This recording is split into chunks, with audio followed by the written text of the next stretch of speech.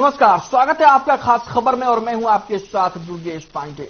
आपको सीधे लिए चलते हैं लखनऊ, जहां पर मुख्यमंत्री योगी आदित्यनाथ एक कार्यक्रम में शामिल हो रहे हैं।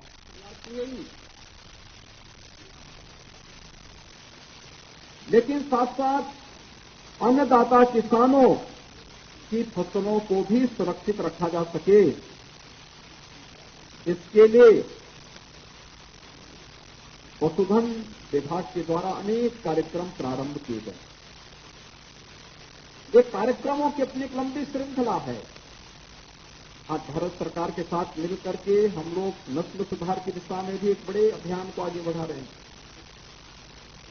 निराश्रित गोवंश के संरक्षण के लिए 6,600 से अधिक निराश्रित गौआश्रय स्थल स्थापित किए गए हैं। और मुझे बताते हुए प्रसन्नता है कि प्रदेश के अंदर कुल 12 लाख निराश्रित गोवंश हैं और उनमें से 11 लाख के संरक्षण की जिम्मेदारी अकेले प्रदेश सरकार उठा रही है, जिसमें प्रति गोवंश 900 रुपये महीने देने का कार्य हम लोग करते हैं। लखनऊ में सीएम योगी आदित्यनाथ वेटनरी के कार्यक्रम में शामिल हुए, जहां पर वेटनरी मोबाइल यूनिट का फ्लैग ऑफ किया गया और इसके साथ ही आपको बता दें कि टोल फ्री नंबर भी जारी किया गया। अब आपको सीधे लिए चलते हैं मन की बात कार्यक्रम में, जहां प्रधानमंत्री नरेंद्र मोदी मन की बात कार्यक्रम कर रहे हैं। लोगों का कष्ट दूर करने से जुड़ा है। अबाबत जब सिर्फ 39 दिन की थी, तभी वो ये दुनिया छोड़कर चली गई, लेकिन सुखबीर सिंह सिंधु जी और उनकी पत्नी सुप्रीत कौर जी ने, उनके परिवार ने बहुत ही प्रेरणादायी फैसला लिया।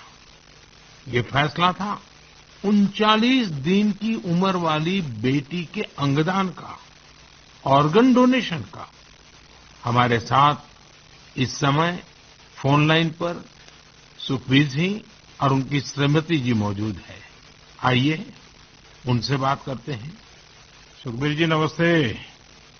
नमस्ते माननीय प्रधानमंत्री जी, सत श्री अकाल। सत श्री अकाल जी, सत श्री अकाल जी। सुखबीर जी, मैं आज मन की बात के संबंध में सोच रहा था तो मुझे लगा कि अबाबत की बात इतनी प्रेरक है, वो आप ही के मुंह से सुनूं, क्योंकि घर में बेटी का जन्म जब होता है तो अनेक सपने, अनेक खुशियां लेकर आता है, लेकिन बेटी इतनी जल्दी चली जाए, वो कष्ट कितना भयंकर होगा उसका भी मैं अंदाज लगा सकता हूँ। जिस प्रकार से आपने फैसला लिया, तो मैं सारी बात जानना चाहता हूँ जी। सर, भगवान ने बहुत अच्छा बच्चा दिया था हमें। बहुत प्यारी गुड़िया हमारे घर में आई थी। उसके पैदा होते ही हमें पता चला कि उसके दिमाग में एक ऐसा नाड़ियों का गुच्छा बना हुआ है जिसकी वजह से उसके दिल का आकार बड़ा हो रहा है। तो हम हैरान हो गए कि बच्चे की सेहत इतनी अच्छी है, इतना खूबसूरत बच्चा है और इतनी बड़ी समस्या लेकर पैदा हुआ है। तो पहले 24 दिन तक तो बहुत ठीक रहा बच्चा, बिल्कुल नॉर्मल रहा। अचानक उसका दिल एकदम काम करना बंद हो गया। तो हम जल्दी से उसको हॉस्पिटल लेके गए। वहां डॉक्टरों ने उसको रिवाइव तो कर दिया, लेकिन समझने में टाइम लगा कि इसको क्या दिक्कत आई, इतनी बड़ी दिक्कत के छोटा सा बच्चा और अचानक दिल का दौरा पड़ गया। तो हम उसको इलाज के लिए पीजीआई चंडीगढ़ ले गए। वहां बड़ी बहादुरी से उस बच्चे ने इलाज के लिए संघर्ष किया, लेकिन बीमारी ऐसी थी कि उसका इलाज इतनी छोटी उम्र में संभव नहीं था। डॉक्टरों ने बहुत कोशिश की कि उसको रिवाइव करवाया जाए। अगर 6 महीने के आसपास बच्चा चला जाए तो उसका ऑपरेशन करने की सोची जा सकती थी, लेकिन भगवान को कुछ और मंजूर था। उन्होंने केवल 39 डेज की जब हुई तो डॉक्टर्स ने कहा कि इसको दोबारा दिल का दौरा पड़ा है, तब उम्मीद बहुत कम रह गई है। तो हम दोनों मियां बीवी रोते हुए इस निर्णय पे पहुंचे कि हमने देखा था उसको बहादुरी से जूझते हुए, बार बार ऐसे लग रहा था जैसे कि अब चला जाएगी, लेकिन फिर रिवाइव कर रही थी। तो हमें लगा कि इस बच्चे का यहाँ आने का कोई मकसद है। तो उन्होंने जब बिल्कुल ही जवाब दे दिया तो हम दोनों ने डिसाइड किया कि क्यों ना हम इस बच्चे के ऑर्गन डोनेट कर दें, शायद किसी और की जिंदगी में उजाला आ जाए। फिर हमने पीजीआई के जो एडमिनिस्ट्रेटिव ब्लॉक है उनमें संपर्क किया और उन्होंने हमें गाइड किया कि इतने छोटे बच्चे के केवल किडनीज ही दी जा सकती हैं। परमात्मा ने हिम्मत दी। गुरु नानक साहब का फलसफा है, इसी सोच से हमने डिसीजन ले लिया जी। नहीं, गुरुओं ने जो शिक्षा दी है उसमें आपने जी करके दिखाया जी। सुप्रीत जी हैं क्या, उनसे बात हो सकती है? जी सर। हेलो। सुप्रीत जी, मैं आपको प्रणाम करता हूँ। नमस्कार सर, नमस्कार सर। ये हमारे लिए बड़ी गर्व की बात है कि आप हमसे बात कर रहे हैं। आपने इतना बड़ा काम किया है और मैं मानता हूँ देश ये सारी बातें जब सुनेगा तो बहुत लोग किसी की जिंदगी बचाने के लिए आगे आएंगे। अबाबत का ये योगदान है, ये बहुत बड़ा है जी। सर, ये भी गुरु नानक पातशाह जी की शायद बख्शिश थी कि उन्होंने हिम्मत दी ऐसा डिसीजन लेने में। गुरुओं की कृपा के बिना तो कुछ हो ही नहीं सकता जी। बिल्कुल सर, बिल्कुल।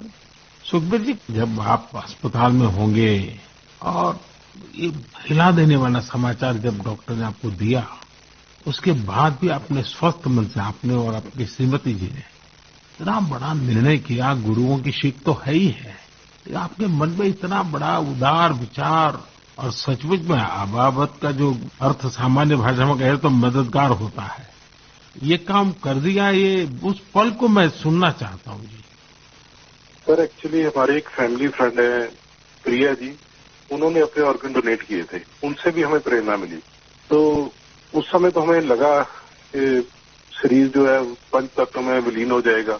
जो कोई बिछड़ जाता है, चला जाता है, तो उसका शरीर को जला दिया जाता है या दबा दिया जाता है। लेकिन अगर उसके ऑर्गन किसी के काम आ जाए तो ये भले का ही काम है। और उस समय हमें और गर्व महसूस हुआ जब डॉक्टर्स ने ये बताया हमें कि आपकी बेटी इंडिया की यंगेस्ट डोनर बनी है जिसके ऑर्गन सक्सेसफुली ट्रांसप्लांट हुए। तो हमारा सर गर्व से ऊंचा हो गया कि जो नाम हम अपने पेरेंट्स का इस उम्र तक नहीं कर पाए, एक छोटा सा बच्चा आके इतने दिनों में हमारा नाम ऊंचा कर गया। और इससे और बड़ी बात है कि आज आपसे बात हो रही है इस विषय पे, हम प्राउड फील कर रहे हैं। सुखबीर जी, आज आपकी बेटी का सिर्फ एक अंग जीवित है ऐसा नहीं है। आपकी बेटी मानवता की अमर गाथा की अमर यात्री बन गई है। अपने शरीर के अंश के जरिए वो आज भी उपस्थित है। इस नेक कार्य के लिए मैं आपकी, आपकी श्रीमती जी की, आपके परिवार की सराहना करता हूं। Thank you sir. साथियों, ऑर्गन डोनेशन के लिए सबसे बड़ा जज्बा यही होता है कि जाते जाते भी किसी का भला हो जाए, किसी का जीवन बच जाए। जो लोग ऑर्गन डोनेशन का इंतजार करते हैं वो जानते हैं कि इंतजार का एक एक पल गुजरना कितना मुश्किल होता है। और ऐसे में जब कोई अंगदान या देहदान करने वाला मिल जाता है तो उसमें ईश्वर का स्वरूप ही नजर आता है। झारखंड की रहने वाली स्नेहलता चौधरी जी भी ऐसी ही थी जिन्होंने ईश्वर बनकर दूसरों को जिंदगी दी। 63 वर्ष की स्नेहलता चौधरी जी अपना हार्ट, किडनी और लीवर दान करके गई। आज मन की बात में उनके बेटे भाई अभिजीत चौधरी जी हमारे साथ हैं। आइए उनसे सुनते हैं। अभिजीत जी नमस्कार। प्रणाम सर। अभिजीत जी, आप एक ऐसी माँ के बेटे हैं जिसने आपको जन्म देकर एक प्रकार से जीवन तो दिया ही, लेकिन और जो अपनी मृत्यु के बाद भी आपकी माता जी कई लोगों को जीवन दे करके गई। एक पुत्र के नाते अभिजीत, आप जरूर गर्व अनुभव करते होंगे। हाँ जी सर। आप अपनी माता जी के बारे में जरा बताइए, किन परिस्थितियों में ऑर्गन डोनेशन का फैसला लिया गया? मेरी माता जी सरायकेला बोल के एक छोटा सा गांव है झारखंड में, वहां पे मेरे मम्मी पापा दोनों रहते हैं। ये पिछले 25 साल से लगातार मॉर्निंग वॉक करती थी और अपने हैबिट के अनुसार सुबह 4 बजे अपने मॉर्निंग वॉक के लिए निकली थी। उस समय एक मोटरसाइकिल वाले ने इनको पीछे से धक्का मारा और वो उसी समय गिर गई, जिससे उनको सर पे बहुत ज्यादा चोट लगा। तुरंत हम लोगों ने उनको सदर अस्पताल सरायकेला ले गए, जहां डॉक्टर साहब ने उनकी मरहम पट्टी की, पर खून बहुत निकल रहा था और उनको कोई सेंस नहीं था। तुरंत हम लोगों ने उनको टाटा मेन हॉस्पिटल लेके चले गए। वहां उनकी सर्जरी हुई। 48 घंटे के ऑब्जर्वेशन के बाद डॉक्टर साहब ने बोला कि वहां पे चांसेस बहुत कम है। फिर हमने उनको एयरलिफ्ट करके एम्स दिल्ली लेके आए हम लोग। यहाँ पे उनकी ट्रीटमेंट हुई तकरीबन 7-8 दिन। उसके बाद पोजीशन ठीक था, एक दिन उनका ब्लड प्रेशर काफी गिर गया। उसके बाद पता चला उनकी ब्रेन डेथ हो गई है। तब फिर डॉक्टर साहब हमें प्रोटोकॉल के हिसाब ब्रीफ कर रहे थे ऑर्गन डोनेशन के बारे में। हम अपने पिताजी को शायद ये नहीं बता पाते कि ऑर्गन डोनेशन टाइप का भी कोई चीज होता है, क्योंकि हमें लगा वो उस बात को अब्सॉर्ब नहीं कर पाएंगे। तो उनके दिमाग से हम ये निकालना चाहते थे कि ऐसा कुछ चल रहा है।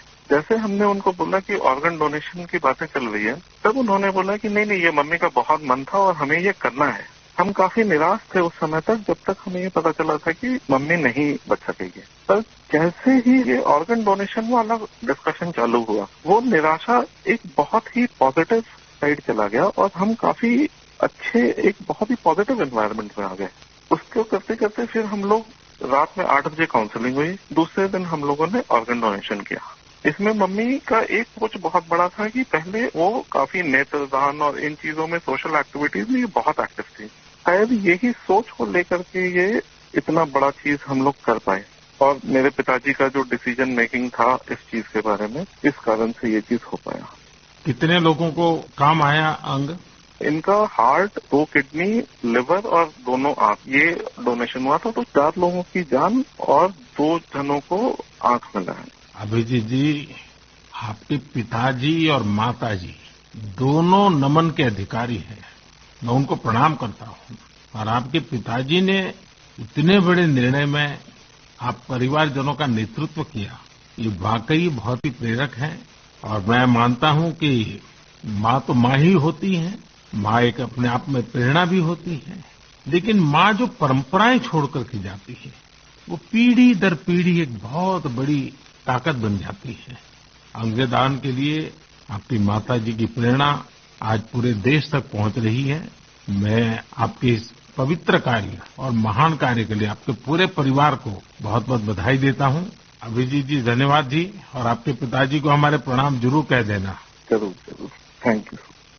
साथियों, 39 दिन की अबाबत कौर हो या 63 वर्ष की स्नेहलता चौधरी, इनके जैसे दानवीर हमें जीवन का महत्व समझाकर जाते हैं। हमारे देश में आज बड़ी संख्या में ऐसे जरूरतमंद है जो स्वस्थ जीवन की आशा में किसी ऑर्गन डोनेट करने वाले का इंतजार कर रहे हैं। मुझे संतोष है कि अंगदान को आसान बनाने और प्रोत्साहित करने के लिए पूरे देश में एक जैसी पॉलिसी पर भी काम हो रहा है। इस दिशा में राज्यों के डोमिसाइल की शर्त को हटाने का निर्णय भी लिया गया है। यानी अब देश के किसी भी राज्य में जाकर मरीज ऑर्गन प्राप्त करने के लिए रजिस्टर करवा पाएगा।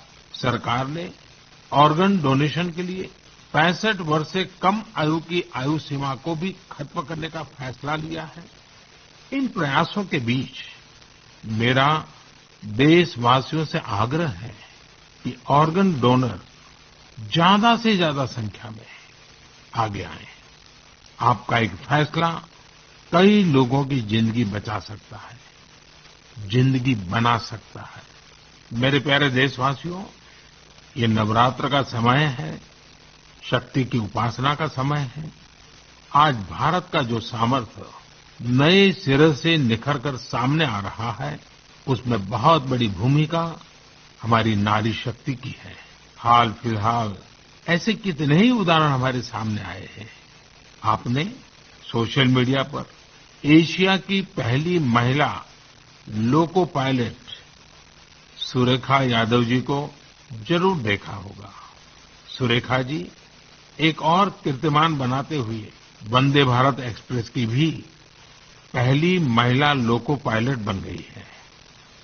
इसी महीने प्रोड्यूसर गुनीत मोंगा और डायरेक्टर कार्तिकी गोंजाल लुइस, उनकी डॉक्यूमेंट्री एलिफेंट विस्परर्स में ऑस्कर जीतकर देश का नाम रोशन किया है। देश के लिए एक और उपलब्धि भाभा एटॉमिक रिसर्च सेंटर के साइंटिस्ट बहन ज्योतिर्मयी मोहंती जी ने भी हासिल की है। ज्योतिर्मयी जी को केमिस्ट्री और केमिकल इंजीनियरिंग की फील्ड में IUPAC का विशेष अवार्ड मिला है। इस वर्ष की शुरुआत में ही भारत की अंडर 19 महिला क्रिकेट टीम ने T20 वर्ल्ड कप जीतकर नया इतिहास रचा। अगर आप राजनीति की ओर देखेंगे तो एक नई शुरुआत नागालैंड में हुई है।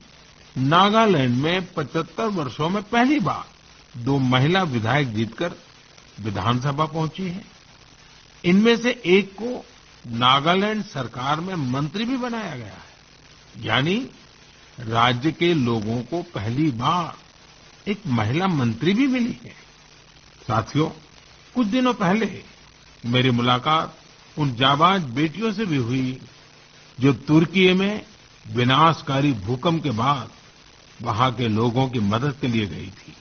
ये सभी एनडीआरएफ के दस्ते में शामिल थी। उनके साहस और कुशलता की पूरी दुनिया में तारीफ हो रही है। भारत ने यूएन मिशन के तहत शांति सेना में वुमेन ओनली प्लेटून की भी तैनाती की है। आज देश की बेटियां हमारी तीनों सेनाओं में अपने शौर्य का झंडा बुलंद कर रही है। Group captain Shaliza Dhami combat unit में कमांड अपॉइंटमेंट पाने वाली पहली महिला वायुसेना अधिकारी बनी है। उनके पास करीब 3000 घंटे का फ्लाइंग एक्सपीरियंस है। इसी तरह भारतीय सेना की जांबाज कैप्टन शिवा चौहान सियाचिन में तैनात होने वाली पहली महिला अधिकारी बनी है। सियाचिन में जहां पारा -60 डिग्री तक चला जाता है, वहां शिवा 3 महीनों के लिए तैनात रहेगी। साथियों, यह लिस्ट इतनी लंबी है कि यहां सबकी चर्चा करना भी मुश्किल है। ऐसी सभी महिलाएं, हमारी बेटियां आज भारत और भारत के सपनों को ऊर्जा दे रही है। नारी शक्ति की ये ऊर्जा ही विकसित भारत की प्राणवायु है। मेरे प्यारे देशवासियों, इन दिनों पूरे विश्व में स्वच्छ ऊर्जा, रिन्यूएबल एनर्जी की खूब बात हो रही है। मैं जब विश्व के लोगों से मिलता हूं तो वो इस क्षेत्र में भारत की अभूतपूर्व सफलता की जरूर चर्चा करते हैं। खासकर भारत सोलर एनर्जी के क्षेत्र में जिस तेजी से आगे बढ़ रहा है, वो अपने आप में एक बहुत बड़ी उपलब्धि है। भारत के लोग तो सदियों से सूर्य से विशेष रूप से नाता रखते हैं। हमारे यहाँ सूर्य की शक्ति को लेकर जो वैज्ञानिक समझ रही है, सूर्य की उपासना की जो परंपराएं रही है, वो अन्य जगहों पर कम ही देखने को मिलते हैं। मुझे खुशी है कि आज हर देशवासी सौर ऊर्जा का महत्व भी समझ रहा है और क्लीन एनर्जी में अपना योगदान भी देना चाहता है। सबका प्रयास की यही स्पिरिट आज भारत के सोलर मिशन को आगे बढ़ा रही है। महाराष्ट्र के पुणे में ऐसे ही एक बेहतरीन प्रयास ने मेरा ध्यान अपनी ओर खींचा है। यहाँ एमएसआर ऑलिव हाउसिंग सोसाइटी के लोगों ने तय किया कि वे सोसाइटी में पीने के पानी, लिफ्ट और लाइट जैसी सामूहिक उपयोग की चीजें अब सोलार एनर्जी से ही चलाएंगे। इसके बाद इस सोसाइटी में सबने मिलकर सोलर पैनल लगवाए। आज इन सोलर पैनल से हर साल करीब 90,000 किलोवाट आवर बिजली पैदा हो रही है। इससे हर महीने लगभग 40,000 रुपए की बचत हो रही है। इस बचत का लाभ सोसाइटी के सभी लोगों को हो रहा है। साथियों, पुणे की तरह ही दमन दीव में जो दीव है, जो एक अलग जिला है, वहां के लोगों ने भी एक अद्भुत काम करके दिखाया है। आप जानते ही होंगे कि दीव सोमनाथ के पास है। दीव भारत का पहला ऐसा जिला बना है जो दिन के समय सभी जरूरतों के लिए 100% क्लीन एनर्जी का इस्तेमाल कर रहा है। दीव की इस सफलता का मंत्र भी सबका प्रयास ही है। कभी यहां बिजली उत्पादन के लिए संसाधनों की चुनौती थी। लोगों ने इस चुनौती के समाधान के लिए सोलर एनर्जी को चुना। यहाँ बंजर जमीन और कई बिल्डिंग पर सोलर पैनल्स लगाए गए। इन पैनल से दीव में दिन के समय जितनी बिजली जरूरत होती है उससे ज्यादा बिजली पैदा हो रही है। इस सोलर प्रोजेक्ट से बिजली खरीद पर खर्च होने वाले करीब 52 करोड़ रुपए भी बचे हैं। इससे पर्यावरण की भी बड़ी रक्षा हुई है। साथियों, पुणे और दीव उन्होंने जो कर दिखाया है, ऐसे प्रयास देश भर में कई और जगहों पर भी हो रहे हैं। इनसे पता चलता है कि पर्यावरण और प्रकृति को लेकर हम भारतीय कितने संवेदनशील हैं और हमारा देश किस तरह भविष्य की पीढ़ी के लिए बहुत जागृत है। मैं इस तरह के सभी प्रयासों की हृदय से सराहना करता हूं। मेरे प्यारे देशवासियों, हमारे देश में समय के साथ स्थिति परिस्थितियों के अनुसार अनेक परंपराएं विकसित होती है। यही परंपराएं हमारी संस्कृति का सामर्थ्य बढ़ाती हैं और उसे नित्य नूतन प्राण शक्ति भी देती है। कुछ महीने पहले ऐसी ही एक परंपरा शुरू हुई काशी में। काशी तमिल संगमम के दौरान काशी और तमिल क्षेत्र के बीच सदियों से चले आ रहे ऐतिहासिक और सांस्कृतिक संबंधों को सेलिब्रेट किया गया। एक भारत श्रेष्ठ भारत की भावना हमारे देश को मजबूती देती है। हम जब एक दूसरे के बारे में जानते हैं, सीखते हैं, तो एकता की ये भावना और प्रगाढ़ होती है। यूनिटी की इसी स्पिरिट के साथ अगले महीने गुजरात के विभिन्न हिस्सों में सौराष्ट्र तमिल संगमम होने जा रहा है। सौराष्ट्र तमिल संगमम 17 से 30 अप्रैल तक चलेगा। मन की बात के कुछ श्रोता जरूर सोच रहे होंगे कि गुजरात के सौराष्ट्र का तमिलनाडु से क्या संबंध है। दरअसल सदियों पहले सौराष्ट्र के अनेकों लोग तमिलनाडु के अलग अलग हिस्सों में बस गए थे। ये लोग आज भी सौराष्ट्री तमिल के नाम से जाने जाते हैं।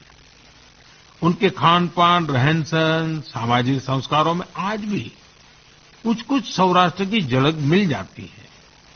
मुझे इस आयोजन को लेकर तमिलनाडु से बहुत से लोगों ने सराहना भरे पत्र लिखे हैं।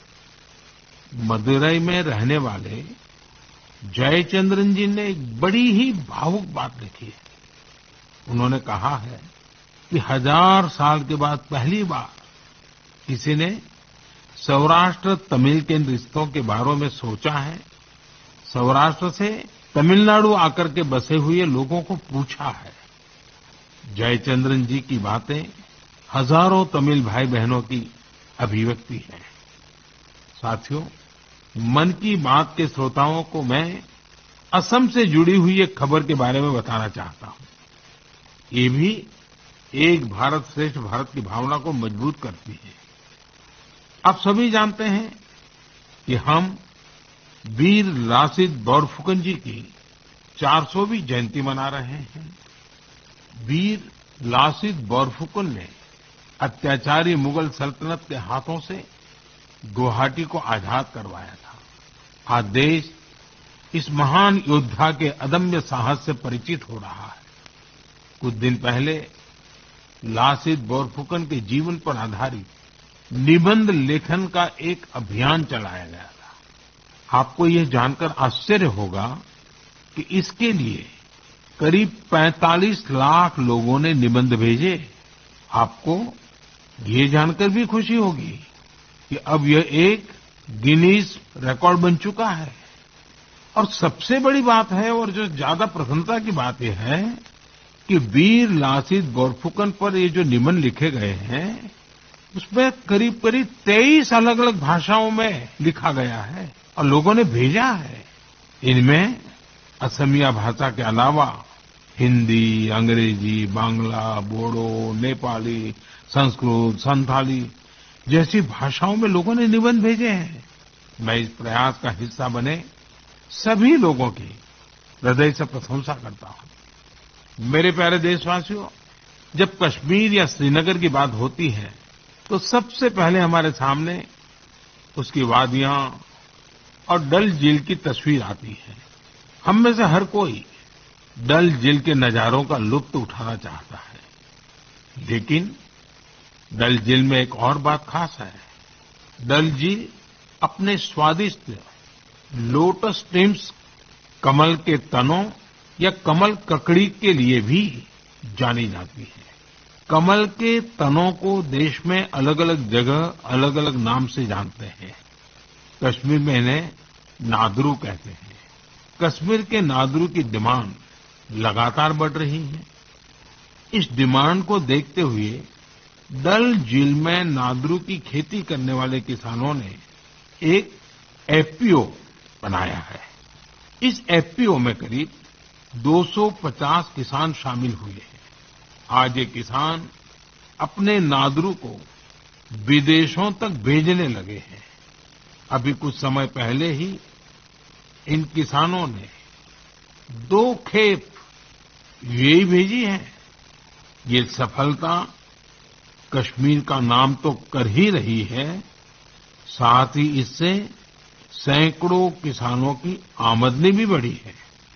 साथियों, कश्मीर के लोगों का कृषि से ही जुड़ा हुआ ऐसा ही एक और प्रयास इन दिनों अपनी कामयाबी की खुशबू फैला रहा है। आप सोच रहे होंगे कि मैं कामयाबी की खुशबू क्यों बोल रहा हूं? बात है ही खुशबू की, सुगंध की ही तो बात है। दरअसल जम्मू कश्मीर के डोडा जिले में एक कस्बा है भदरवा। यहाँ के किसान दशकों से मक्के की पारंपरिक खेती करते आ रहे थे, लेकिन कुछ किसानों ने कुछ अलग करने की सोची। उन्होंने फ्लोरिकल्चर यानी फूलों की खेती का रुख किया। आज यहाँ के करीब 2500 किसान, 2500 किसान लेवेंडर की खेती कर रहे हैं। इन्हें केंद्र सरकार के एरोमा मिशन से मदद भी मिली है। इस नई खेती ने किसानों की आमदनी में बड़ा इजाफा किया है और आज लेवेंडर के साथ साथ इनकी सफलता की खुशबू भी दूर दूर तक फैल रही है। साथियों, जब कश्मीर की बात हो, कमल की बात हो, फूल की बात हो, सुगंध की बात हो, तो कमल के फूल पर विराजमान रहने वाली मां शारदा का स्मरण आना बहुत स्वाभाविक है। कुछ दिन पूर्व ही कुपवाड़ा में मां शारदा के भव्य मंदिर का लोकार्पण हुआ है। ये मंदिर उसी मार्ग पर बना है जहां से कभी शारदा पीठ के दर्शनों के लिए जाया करते थे। स्थानीय लोगों ने इस मंदिर के निर्माण में बहुत मदद की है। मैं जम्मू कश्मीर के लोगों को इस शुभ कार्य के लिए बहुत बहुत बधाई देता हूं। मेरे प्यारे देशवासियों, इस बार मन की बात में बस इतना ही। अगली बार आपसे मन की बात के 100वें एपिसोड में मुलाकात होगी। आप सभी अपने सुझाव जरूर भेजिए। मार्च के इस महीने में हम होली से लेकर नवरात्रि तक कई पर्व और त्योहारों में व्यस्त रहे हैं। रमजान का पवित्र महीना भी शुरू हो चुका है। अगले कुछ दिनों में श्री राम नवमी का महापर्व भी आने वाला है। इसके बाद महावीर जयंती, गुड फ्राइडे और ईस्टर भी आएंगे। अप्रैल के महीने में हम भारत की 2 महान विभूतियों की जयंती भी मनाते हैं। ये 2 महापुरुष हैं महात्मा ज्योतिबा फुले और बाबा साहब आम्बेडकर। इन दोनों ही महापुरुषों ने समाज में भेदभाव मिटाने के लिए अभूतपूर्व योगदान दिया। आज आजादी के अमृतकाल में हमें ऐसी महान विभूतियों से सीखने और निरंतर प्रेरणा लेने की जरूरत है। हमें अपने कर्तव्यों को सबसे आगे रखना है। साथियों, इस समय कुछ जगहों पर कोरोना भी बढ़ रहा है, इसलिए आप सभी को एहतियात बरतनी है, स्वच्छता का भी ध्यान रखना है। अगले महीने मन की बात के 100वें एपिसोड में हम लोग फिर मिलेंगे। तब तक के लिए मुझे विदा दीजिए। धन्यवाद। नमस्कार।